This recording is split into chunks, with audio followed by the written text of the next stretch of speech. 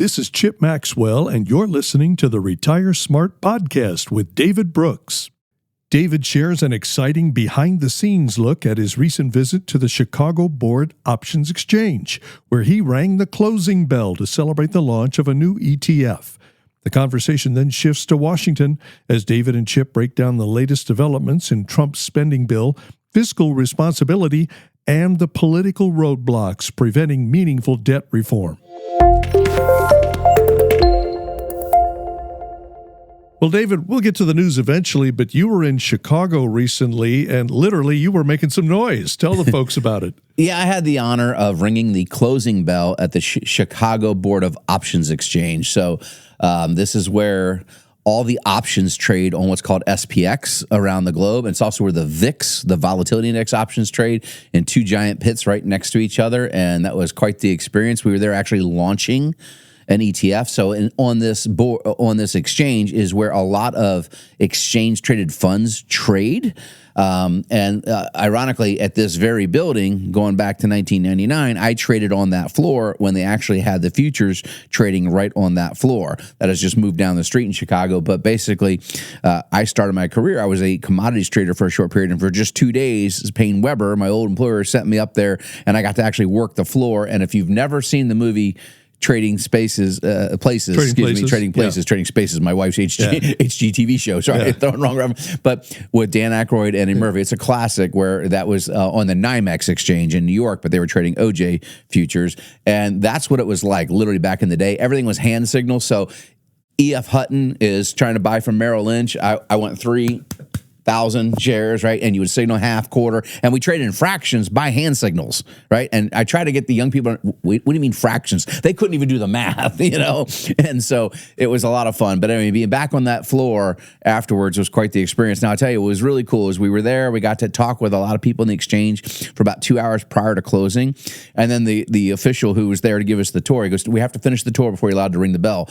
In the basement is the trader's bar, and they require you to have a trader's pour. So anyway, I happened to just name a favorite. Yes, and I mean it was a trader's pour, and it was pretty exciting. And then you go up there, and they warn you when you're about to ring this bell. It's a physical bell. And he's like, it's going to be louder than you expect. And oh my gosh, I still was not prepared. I didn't hear anything for about 6 minutes after actually ringing the bell. And the funny thing is, the traders on the floor actually bet on how many times you ring the bell. And they kind of tell you have to ring it at least 3 times. You cannot go more than 25. But they bet, and there's 2 ringers. So me and another gentleman, Sean, got the honor. And so I had a number in mind, and they have an over-under, so I had to ask them, hey, before you go, I needed how many, and we literally did rock, paper, scissors right before we walked on stage to see who got to go first. So I just said, just tell me your number so I know when to grab the rope, and you literally physically grab the rope. But a really fun experience, and we were helping launching an ETF called ONEZ, ONEZ is the ticker.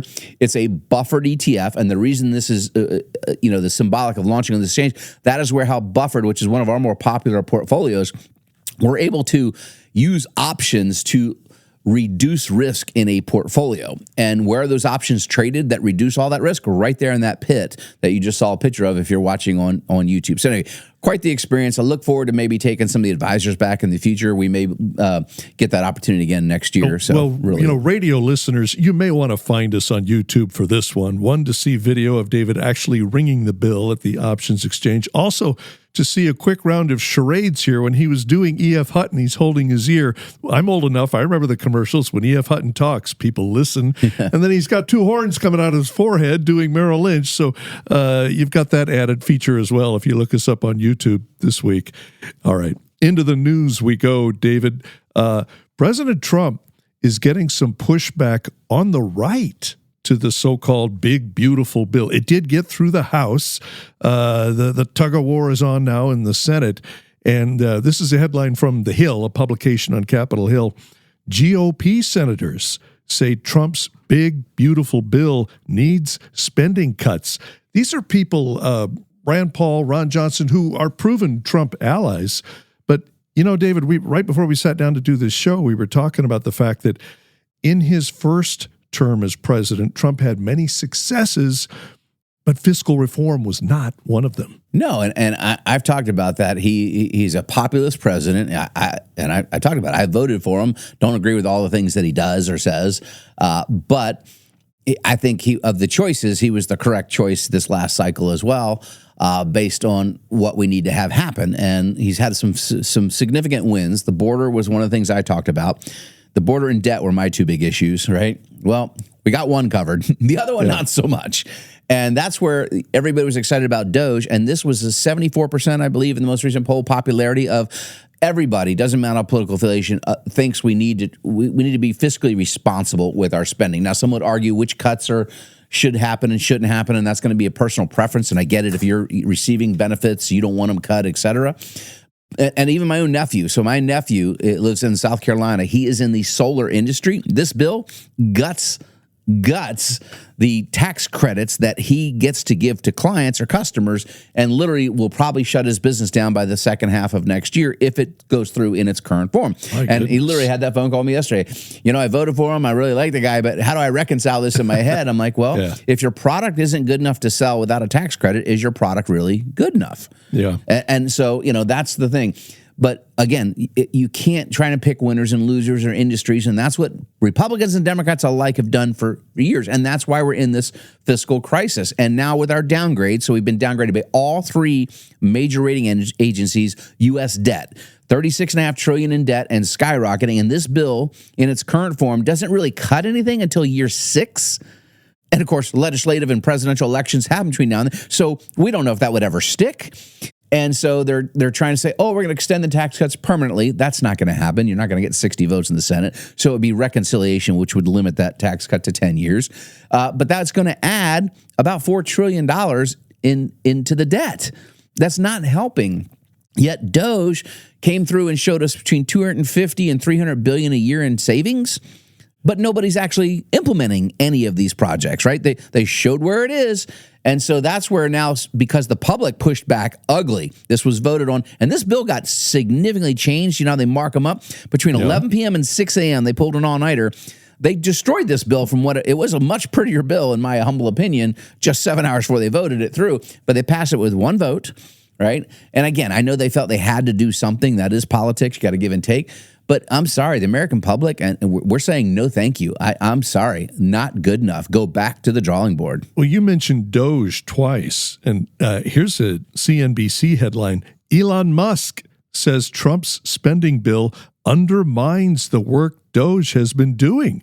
Do you see it the same way? Absolutely. I mean, you've got to show us you're willing to make some hard decisions. And again, we're going to be talking in the next segment with Sean Swanson, who teaches our Social Security class, right? When the advisors, and like Social Security is so easy to solve, Chip. It's just so easy. But again, nobody wants to have to go back and face media because they want to get reelected. And the problem in the House is, as you know, you're in an election cycle. Literally 30 days after you get elected, you fire back up the campaign. Oh, it's nonstop for a House member. You just you There's have always no another choice. election around the corner. And so why not put term limits where these guys can only serve, say, 3 terms, so they can serve a total of 6 years, and out the door they go. They want to go run for the Senate, fine. Senators serve 2 terms, 12 years total, out the door you go. And again, why don't we actually fix things and make senators get appointed by the state legislature?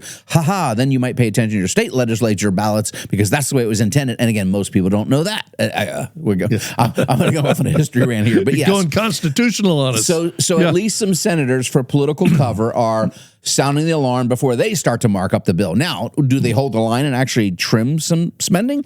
I'm hopeful, but we'll wait and see. Well, Musk had an interesting quote. I think a bill can be big or it could be beautiful, but I don't know if it could be both. So we're seeing that play out. All right, let me shift gears with you, David. In the time we have left in this first segment, tariffs and trade. Here's a Fox Business headline. EU, that of course is the European Union. EU agrees to fast-track U.S. trade talks after weekend Trump call. I believe that sparked a market rally. Are we seeing more of the payoff, the dividend from the tough tariff talk up front? So again, no deal has actually been signed with anybody, right? And so that is the discounting part. And it's Trump, tax on, tax off, right? It's like the Karate Kid of tariffs here, President Trump. And there's actually memes going around with that. But so he kind of put out last week, 50% tariff starting June 1st on the EU, right? And that sent the markets down last week. And then on Sunday, tweeted out, we just had a call with the EU. We're going to kick that out to July 9th. That's an odd date, right? So July 9th. So he basically bought about 6 weeks. So the futures markets, which do trade on Sunday evening, even when the markets are closed here for Memorial Day on Monday, we're up pretty big. And then Tuesday, the market opened, had a nice rally all day long. The Dow was up 600 or so points. But we rolled into Wednesday, which is the day you and I are recording this, and the markets are kind of just stalling here like, Now, there's a big event today. As we're recording this on Wednesday, by the time you hear this show, NVIDIA will report earnings this evening. So this will have happened before we air this show. I don't know the result of that. But that's a pretty big, important instrument. So I can't tell you what's going to happen there, but if NVIDIA has any kind of slowdown or any hiccups in their earnings, we could see this market fade rather quickly. If they have stellar earnings and stellar growth, then it could hold the line here. But the markets are just a few percentage points from their all-time highs. Historically speaking, after setting all-time highs like we did, we traded sideways for about 4 months. We went down pretty hard, over 20%. Now we back up. We're probably going to have to trade sideways for a little while before we can really make a big, big move forward. We'll wait and see.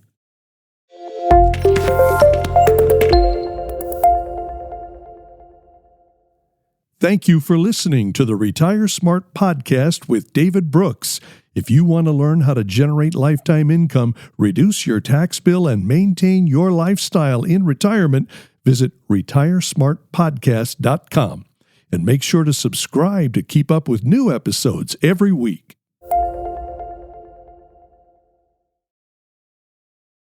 David Brooks, Retire Smart and Smart Wealth are not affiliated with True Shares in any way, shape, or form and do not invest in their product, and we're not compensated for his appearance or the closing bell. However, Smart Wealth has the right to invest its clients in such products in a future date.